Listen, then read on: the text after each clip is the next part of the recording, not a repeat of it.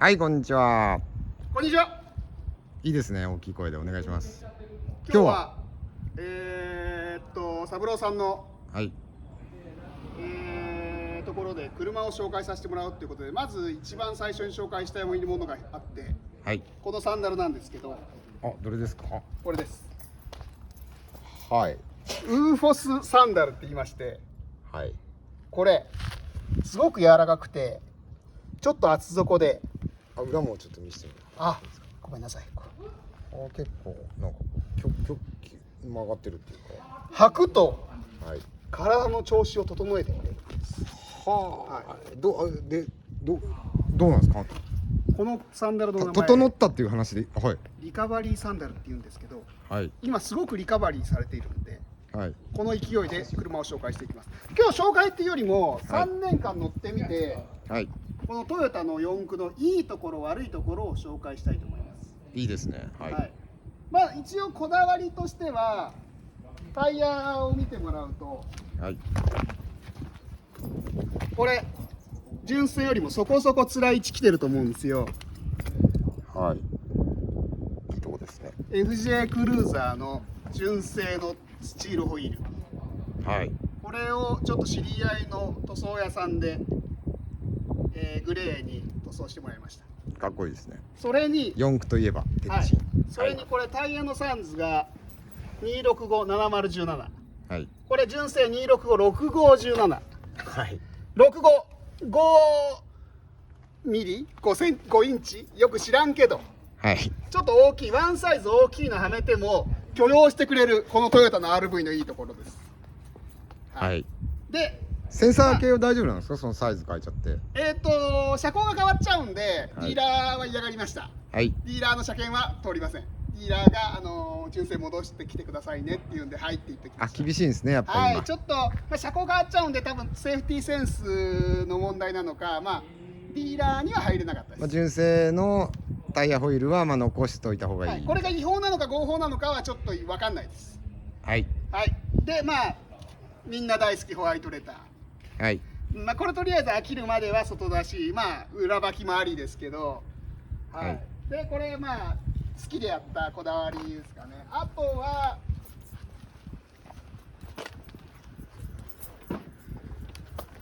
5人乗り買って後ろは荷室です。あ、何人乗りがあるんですか。これ5人乗りと多分7人乗りがあって、はい。ここに椅子があるかないかですけど、はい。荷室バージョンを選んで、これトランク、目いっぱいのトランク。ぴったりのケースが、そうなんですよ。ちょっと大きいの買いすぎてハウスが当たっちゃったんで、かさ上げしてありますけど。なるほど。よく見る。これ。やっぱトランクないのは、この車の悪いところなんで、トランクスペースがないっていうことで、ここに、整備だとか、はい。はい。なんか釣りの道具だとか。はい。はい。こだわり。でも荷室がない、いいとこ悪いところっていうトランクのないところは、はい、これちょっと嫌なところ、外装でいうと、はい、このやっぱり懐かしい頑張れミラー、はい、これは今思うとお金出して取った方が良かったかな。いや、これ車検アウトですかね。いや、なんか今前景映せるカメラつければ、代わりにカメラ、そう4、50万出せば撮れたんで、撮っちゃってもよかったかな、撮った方が良かったかなっていうのは。撮った方が良かった理由みたいなの、デザイン的な。デザイン、はい、ないの見ると刺激される、負けた感が出ちゃうんで、はい、ちょっとここに関しては、気になる人は最初からやっちゃってもいいんじゃないか。このフロントマスクが好きで買ったんですよ、この車。はい、はい、対抗としてはランクル300っていうか、その当時200かな、200があったんですけど、どちらもこれ悪いところになるんですけど、はい、この車の悪いところ、はい、これからこの車買おうと思ってる人よく覚えておいてほしいんですけど、はい、シートアレンジが効かないんですよ。はい、これがパタパタって倒れて荷台になるだけで、スライドもしないしリクライニングも確かほぼしない。そう、もう直角リアシートリクライニングなししないで倒れるだけ、前に倒れる荷だけ室になるだけで、そああ、はい、でスライドもしない。ああ、そうするとまあちょっとここだけっていうか、これすごく大きくて、ランクルの200とか300もそうだと思うんだけど、これもう多分まあ嫌だったらなんだっけ、レクサスだったらもうちょっといいのかもしれないけど、実際どういう場面で困るとか。見た目見た目ちょっと倒したいみたいな。倒したいみたいな。あとまあ倒したいか、あリとクライニング一番理想は RV でキャプテンシートっていうか、ここ真ん中空いてて3列の車でしかも4駆でっていうのがあるといいんだけど、多分レクサスとかしかないのかな。これ悪いところですから、はい、これ装備面いいところをはい、紹介していきたいんですけど、はい、まずこれは必ずトヨタの中級以上の車買ったらもうすごく勧めたいのが、はい、オートクルーズ、はい、これトヨタの車、はい、オートクルーズめちゃくちゃいいです。高速道路ですかね。いや普段使いです普段使いです。今三郎さんのしてきた時ももう俺ちょいちょい使ってました。頻繁に使ってます。あ、そうですか。すごくいい、でだけどこの車はディーゼル買っちゃったんで、あ、ディーゼルなんだ。はい、ディーゼル版買っちゃったんで時速50キロ以上出ないと使えないんですけど、50キロ出た瞬間俺オンしてます。もうすごくストレスない。どんな、簡単に言うとどんな機能？いやいや、もうGoogle っていうものがあるんで、そこにオートクルーズって入れてください。そうすると説明が出てきますんで。アクセル？いやいや、もうその説明はまだいいところあるんでオートクルーズの説明終わり？それはもう終わりです。オートクルーズに説明はないです。Google さんに聞いてくれっていうことです。その次、その2、この車、はい、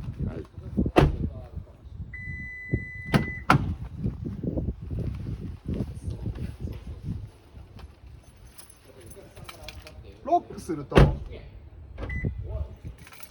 ミラーが倒れる、はい、これちっちゃなことかと思うかもしれないですけど、はい、外から見てロックしてるかどうか。あー、なるほど。普段職場でロックしないんで車、なるほど、頻繁にロック忘れるんだけど、外から見て、はい、あ、俺ロックしたな、これすごくいいです。オートミラー、はい、はい、これもうオートってつくものすごく好きなんで。ちょっと大きいですもんね、ミラーも。ミラーはそう車自体がちょっと邪魔くさいんですけど、はい、その3、はい、いいところ、いいところ。これもう今の車、はい、サブロさんの紹介動画の車ではほとんどないですけど、オートライト、もうオートライト常にオンです。常にオート。まあまあいい。なぜってオートが好きだから。はい。多いですけどね。あと、はい、これやっぱりちょっとエンジンかけますけど。ディーゼル何リッター？ 2.8 かな？ディーゼル 2.8 リッター。このオートライト多分パーキング抜くとライトがつくんですよ。はい。それがかっこいい。一回じゃやってもらって。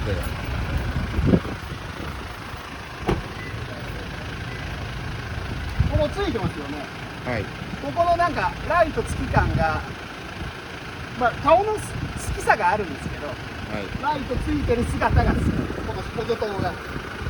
はい。これぐらいです。まあこれあとでもパカパカなってるのちょっとあれこっちの撮影の問題か？あ、なってないのか。カメラの問題だ。実際にはパカパカしてません。今ちょっとこの車の悪いところ出ちゃったんですけど、はい、後悔してるポイント、ミラーにその2、はい、ディーゼルうるさいですガソリンの方がおすすめ。ガソリン、まあ、もしくは、まあ、200をしてる検討してる人はハイブリッドを進めたい。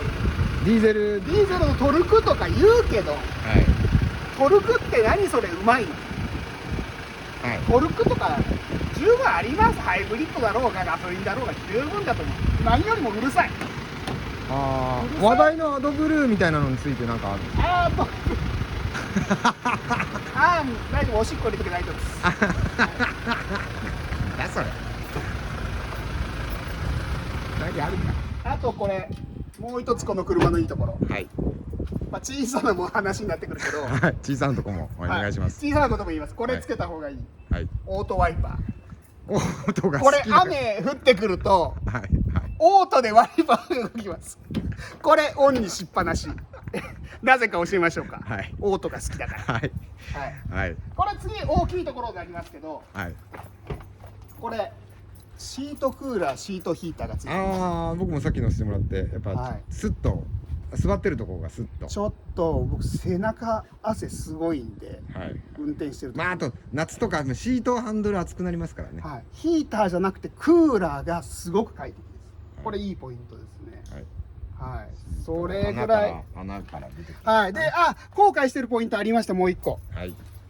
やっぱりこれつけなかったんですけど、USB の充電とか。はい、目いっぱいつけた方がいいオプション。オプションの USB 差し込みはもう目いっぱい。マストやらなかったらこんなんいらんだろうと思っていかつい、iPhone 用になっちゃった。スマートさが欠ける。